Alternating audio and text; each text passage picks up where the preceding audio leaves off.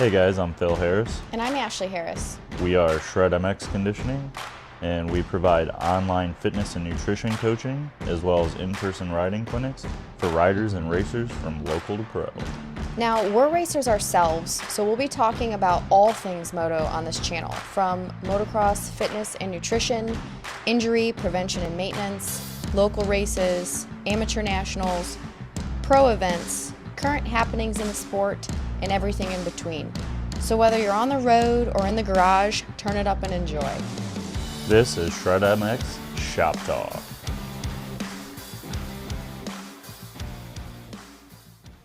Hey guys, welcome back. We got episode 10 here, so we're going to mix it up a little bit. We a lot of times do race recaps, so we're going to have a section we're going to call it race recaps.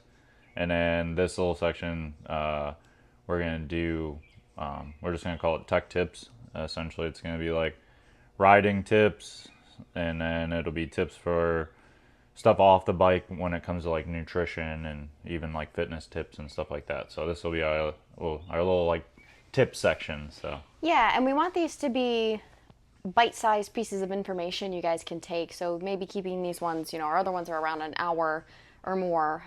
These 20, 30 minutes max, so you can listen to them, learn from them, and apply them. If there's anything too, that we talk about that you have tried yourself, give us feedback. Like we love to hear from you guys. If there's something you want to learn about, let us know. But definitely this is going to be our tech tip section, riding tips, like Phil said, fitness, nutrition tips. Just sharing things that you guys can really learn from, but in quick little bite-sized pieces. yeah, and even like learning, like you said, learning from, and even just stuff like just trying to relate to people, or we've recently talked to a few people and, like talked about through some stuff for on the bike, and, we want to put stuff out there that kind of shows people like, hey, you're not the only one going through some of these problems or whatever it may be, especially at the races. Yeah, for sure. And it's funny that you say that, because I said something to you recently that I think we should share here. Weird things happen to us all the time. So like, for example, we were getting ready for racing Saturday this past weekend, which we didn't get to do because no water and it was 90 degrees. Their pond dried up. But you were changing your clutch and using a torque wrench to put the bolts back in where the springs go to spec, torquing it to spec, and it snapped the head of one of the bolts off. Head of the bolt pops off because of the spring, falls down into the motor. Now we got a broken bolt in the clutch basket and the head of the bolt down in the motor. So that was fun on Friday morning, fishing that out and trying to get the bolt backed out. Yeah, I mean, for better lack of words, we're pretty much always in a shit show, it feels like. But we always seem to get through it. So Yeah, we I had that little issue. Like you said, I was torquing a spec. Usually, I'm the type of guy that I've worked on bikes for years. My dad always made me work on them when I was younger, so I kind of, for the most part, know most of what I'm doing. I was putting new clutch in, putting new clutch springs in because the Honda still have clutch springs, and I was like, oh, you know what, new bike, first time putting a new clutch in this thing. I was like, I'll go ahead. I have the torque wrench and stuff. I was like, I'll torque them to spec.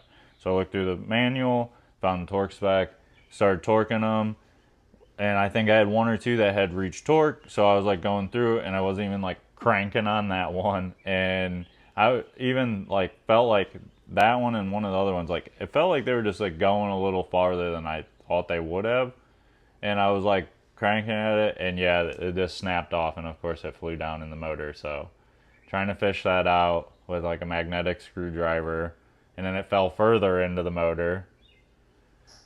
So I just tipped the bike over and got it to come back up towards the hole, and then was able to fish it out. So yeah, and then got lucky because I thought the rest of the bolt was gonna be stuck in the basket. in the clutch basket.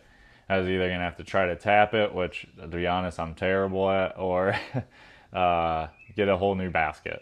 So I was like, well, not riding 450 this weekend, whatever. So and then I started messing with it because it had like a little burr on the end of the bolt, and luckily it was loose enough. I was able to spin it enough that I got it up out, and then was able to spin it all the way out And then, With a screwdriver in your finger. yeah, Yeah, it was awesome. I got pretty lucky. So I got that out, and then I didn't have another bolt, so we just stole one from the 250. Yeah. But And so just these types of things happen to us all the time. Like random, like what the hell? Like anyways, it was like later in the day, we went on about our day on Friday, and I said to you, I was like, "Man, I figured out why this weird ass shit always happens to us. It's because we need things to talk about when it comes to these podcasts, and so that we can let other people know they're not the only you're ones that not deal with it. yeah, you're not the only one. Like our life Oh. is in chaos all the time. I have no idea why, but you just have to learn to laugh at it and move on. Yeah.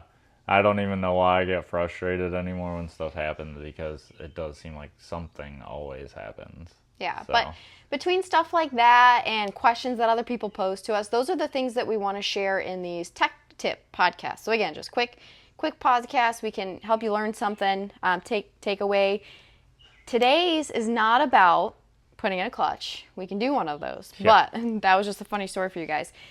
We actually had the question, and this is something I personally struggle with. Phil does not, but I personally struggle with, and we had the question arise recently from one of the riders on our team doing our program, was how to find that intensity on the first lap of a race. So, you road practice in the morning, your moto, it doesn't really matter. A Moto 6, you show up, gate drops. For me personally, it takes me a lap or two once I get out on the track to like see where the ruts are going now, because it changes from the time I last rode the track, unless I was like a moto before, then I can, go. But it takes me a minute to like see where the ruts are going, how the faces of the jump are shaping up. And then after like a lap or two, it's on. I can push forward and go my pace. But it really takes me that first lap or two of checking out the track, which I'm losing time to other racers, obviously, if they have that initial sprint speed. And that's what the other rider that we're working with kind of said the same thing. He had raced recently, actually at High Point as well, on amateur day, and just that he didn't have the first lap or two intensity because he's checking out the track. So he was asking for kind of tips and things like that on how to do that. So give us your take on that. Yeah, and I mean, it is hard. Intensity is hard to find and like teach yourself. I have a trouble to juice, like in practice days, just find intensity. So it is tough to like teach yourself it, especially if you're just like riding around by yourself. For one, like as far as a tip to kind of help increase it, is to ride around someone that is going faster, ride more intense in practice to try to make you elevate your riding. Try to get in with those people and go, even though it is a practice day. Like, because sometimes I do that. I get out of practice, like I still go a decent speed, but it's like on practice days. But it's like for me, I'm just like kind of cruising around, just like having Finding a fun. flow. Yeah, just in the flow. And but then it's like, yeah, for me, luckily, I didn't really teach myself this, but when the gate drops, when we're at the races, when the gate drops, it's a totally different mindset. I'm just ready to go. I just hammer down. So what is your thought process when you're sitting on the gate drops? I mean, the first turn usually isn't too bad. It's usually not super rutted. But coming into a corner where there's 6 different ruts to pick from, how do you just pick one and go for it? How are you not like tiptoeing? I mean, I just try to. I know it's gonna be hard, like picking lines like that, especially if the track has changed a ton since like practice. Sometimes it's honestly, it's not sometimes. It's just I just try to pick a rut ahead of time. Whether say it's like one of the first ones I look at coming down a straightaway, coming in the next corner is like the third rut in the middle. That's the first thing I looked at. I'm just going to commit and go to that. I don't know if it's going to be good or bad. Otherwise, if I've gotten to take a peek at it or something like that, or watch a little bit of racing before a moto, if I know the lines are similar to what I rode in practice, a lot of times, especially first lap, I'll just take pretty much the lines I rode in practice, especially if I had a couple that I really liked in corners. I'll commit to that. I will say as a tip, if you are someone that watches motos beforehand and tries to pick out lines from watching races, that's good and bad, because you can definitely sit there and watch, especially if you have a handful of motos before your summer. You can sit there and watch too much and get yourself kind of like lost, like, oh, that line looked good, but this guy came through and the other line looked better. So it's like, if you do like to watch, I would say if you watch a guy come through and you really like that line, just commit to when you go out that you're going to use that specific line. Don't try to be like, well, I could go inside, outside.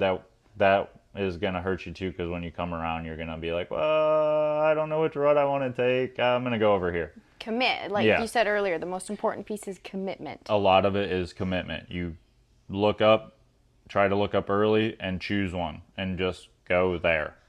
Now, the other thing I've noticed, I mean, even in your races, like you'll send it into a rut and it might not be a good one. It's got a hole in it or a big hook at the end or something. And I feel like committing to that, for one, you're in it. You're not going to try to jump out of it, but you're just relying on your skill to get you through it. And you know that you can do that. Right. And like when we were talking the other night about all of this, I had also mentioned that, mistakes are going to happen. Yes. Even for like pro riders, like, yeah, we're going really fast in the pro class, the A classes, whatever it may be. Even the guys on TV, they're going really fast. Sometimes it's harder to see, but they are still making mistakes, especially those first few laps, because they are just kind of sending it before they try to like settle into a little bit of a flow, or like, okay, like they start to learn like the first like couple laps, like, oh, those lines were good, or these lines were bad, and then you have to move a little bit. But yeah, a lot of it is just committing, like picking one and committing, not trying to tiptoe around and find the best line that first lap.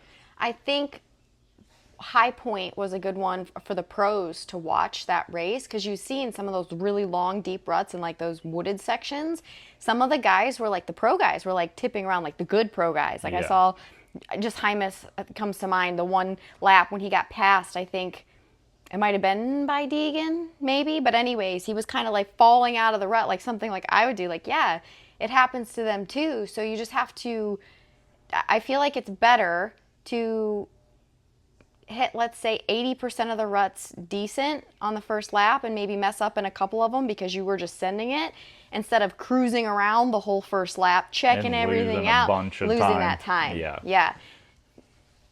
I was just going to say that you definitely, that's the biggest thing is, yeah, obviously you might lose a little bit of time if you make a mistake or something like that.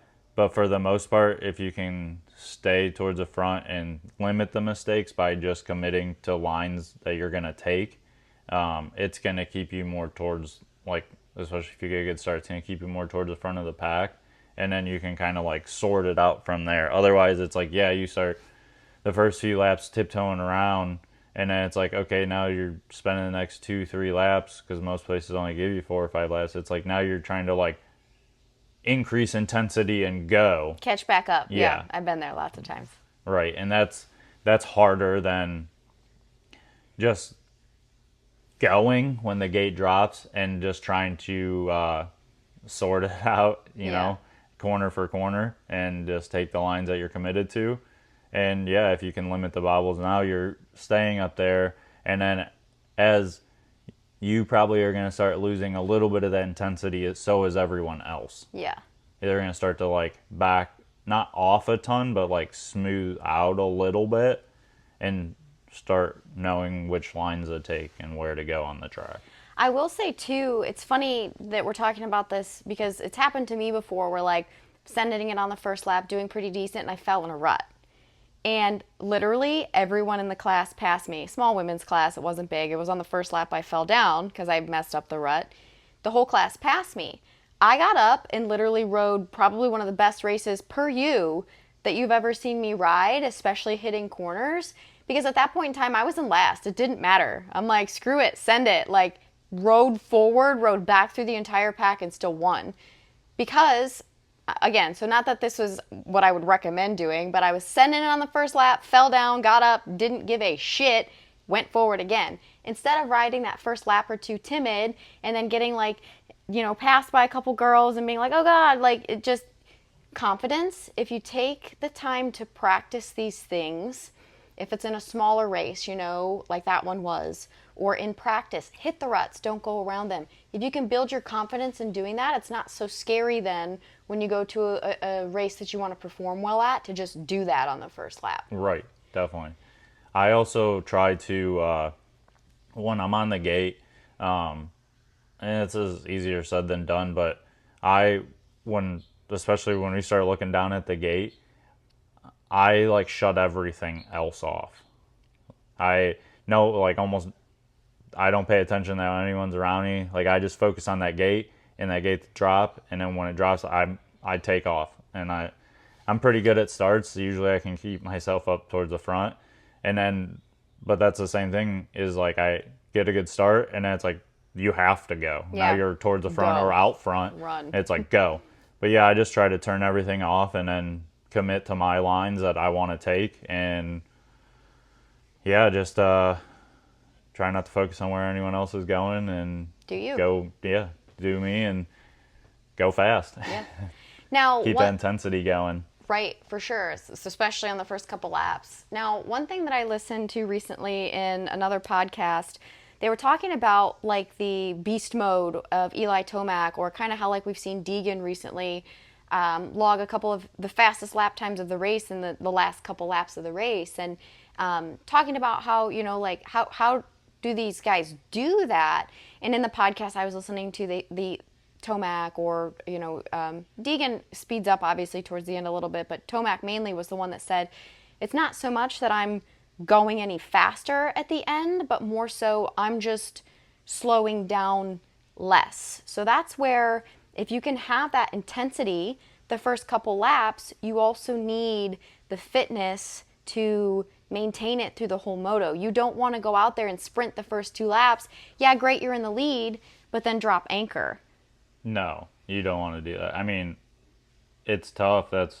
I feel a lot of people struggle that way as well. Like, some people struggle with finding intensity in the beginning and then can get going at the end of the moto, but they're playing catch up. That's me.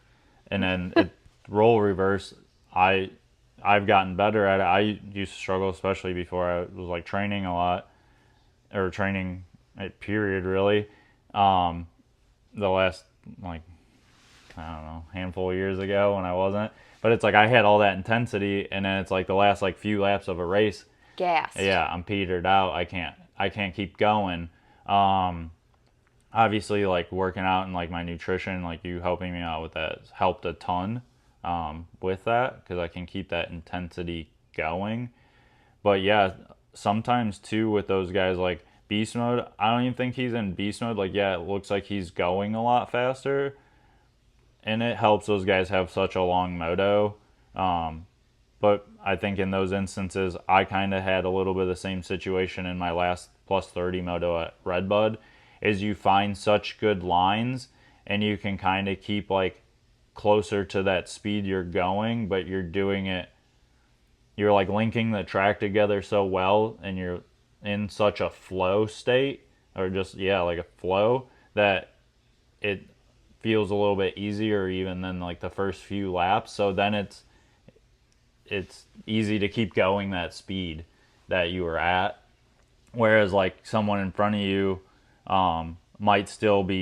they might not found as good of lines, and they might still be like hammering like through really rough stuff, or like some of the main lines that like they start good and then they're really holy at the end or something, and then you're missing all that, so you're gaining time that way. For sure. And I feel like line choice, obviously, especially if you're not the one trying to block the good lines, like, Yeah. You can look around the track. You definitely, I know you just said it too, like your fitness plays a big role in that now. Like, obviously you still have to be able to ride that long, even if you do have good lines and ride that pace. But that just segues into the other piece that I wanted to talk about today, nutrition. That part of it too. Like, you can have really good endurance, really good riding ability, really good intensity, but if you are not feeding your body also, and there's so many things when it comes to racing, the nutrition side of it is big too. And that's something that we've worked together, you and I, with you, especially ending up with like back-to-back motos sometimes. So the main thing about nutrition I wanted to talk about was cutting out carbohydrates when you race dirt bikes and how that's such a not good idea. Yeah. So carbohydrates are your body's preferred source of energy, especially for high intensity.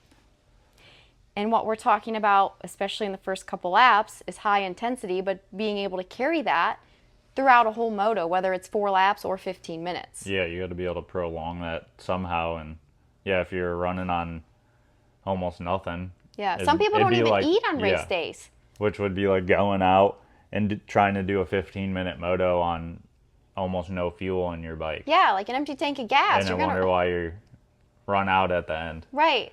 Peter out. Right.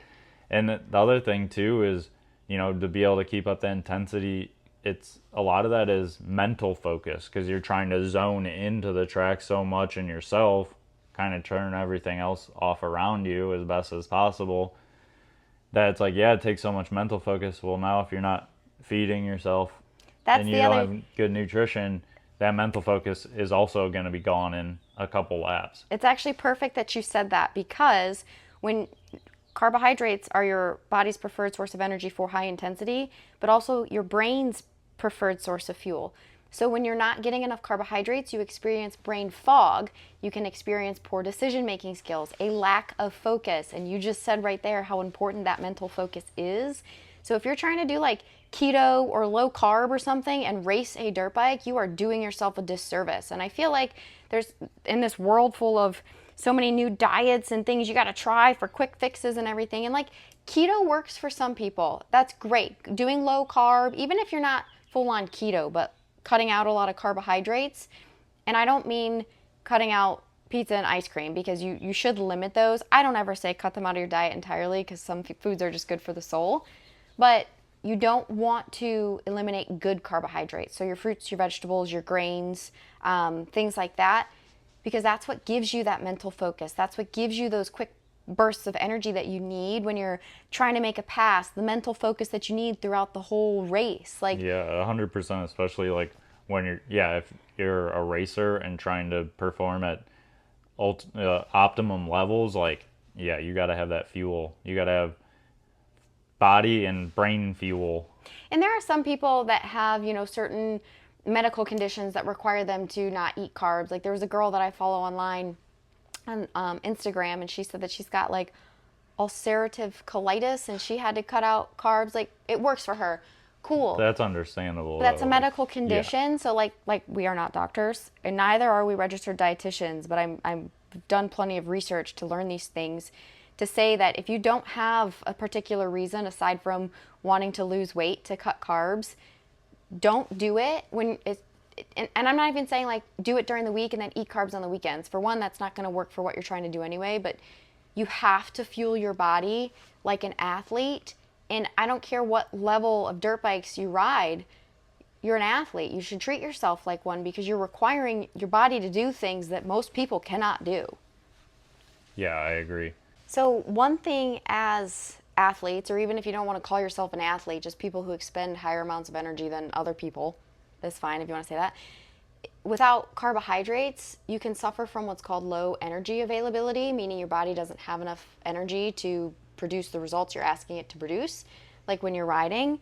And that can lead to, again, not only issues when you're riding, but like long-term sustained low energy availability can lead to a lot bigger problems between men and women. So like, this is one thing, if you think about more, and this is more like probably like endurance athletes, but like if you think about women who, and this is pretty common knowledge, women who overtrain generally lose their menstrual cycle because their body doesn't have enough energy to maintain that system, so it just shuts it down. That's not a good thing. It's not like, oh, well, like we just don't have to deal with that. That's not a good thing. That means you're not giving your body enough energy.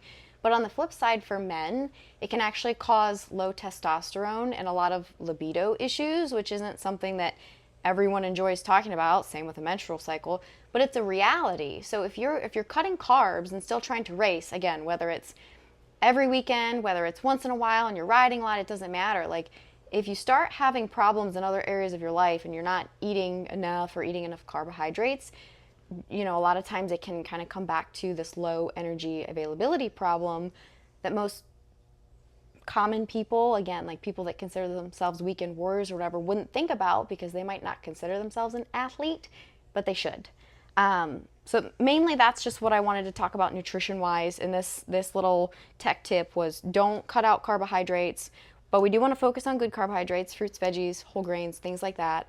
Some processed foods are okay. Like I said, I don't ever say cut out pizza and beer and ice cream forever because No, I love pizza after like a ride day or yeah, a race day. yeah, Especially like when we go up to Michigan, we're coming back. I always love to hit Sbarro on the turnpike. yeah. Can't beat a slice or two of Sbarro. Yeah, every time we come back, it's great. And I'm looking for like something different. I'm like, I just don't want pizza, but I It's love so good after riding. It is, but I love ice cream. So like once or twice a week, we might go get ice cream, especially when it's this hot out. So, just make sure like depending on what your goals are, that one goal isn't going to affect another goal. So like if you have a goal of weight loss and you're like, oh, I'll just cut out all carbs, like that's going to affect your riding for sure. So you got to figure out. You got to have a good balance. In Yeah, there. you got to have a good balance and figure out how it's going to affect you other than just the one goal that you're looking at. Now we have, we help our riders with this all the time. I have a guide that is a race day nutrition guide. It just tells you how to balance out your meals for race day. So if you are like totally at a loss and you were the one that was cutting carbs and you feel like garbage all the time, like let us know. I can send you that for free, just to help you out. That one's race day specific, but it can be, kind of translated over to every other day as well. But just don't cut carbs just for the purpose of losing weight because it's going to affect you in every other aspect of your life too. So carbohydrates are super important for athletes. Yeah, it's going to help fuel you and help you perform the way you want to. Yeah. Yeah, I think it's funny because we'll see, like when we watch the YouTube videos of like, I think about like the Honda team and you see Jet and Hunter. Hunter's always got like sweet potatoes or something. Like those are starches, those are carbohydrates, like they're good energy. You got to eat that stuff. His are always homemade, which is what I would prefer too, but you got to balance it. So anyways, Phil, did you have anything else you wanted to add to that? No, I would say as far as like going back on the riding side of it, like I said, commit to your lines and all that. And if it's a really ruddy, deep track, same thing, commit to your lines and don't look into them. Don't look right in front of you into them because it's only going to cause you to have bigger issues. Commit, get in there, lean into them, and go. Yeah, and we get a lot of questions, honestly, and people that struggle with deep, long ruts. So I think we'll do one of these tech tips on that coming up here soon. Yeah, too. we could do that. Maybe that'll be one of the next ones. Yep, that'll be our next one. So anyways, hope you enjoyed this short tech tip podcast. More of these to come, again, just so you have easy, quick things you can learn from and hopefully apply to your life and your riding. And if there's anything else that you guys specifically want to learn about or know about, whether it's from me on the fitness and nutrition side or Phil on the riding side, let us know. Yeah, let us know. Thank you guys for that listen. And if you want to hear anything on the podcast, like especially in this tech tip section, let us know. Or if you have some questions and you just want to reach out, feel free to reach out on like Instagram or something. And one of us will get back to you as soon as possible. And yeah, we just want to help you guys out. So again, thank you for all you listening. Yeah, talk soon. All right, later.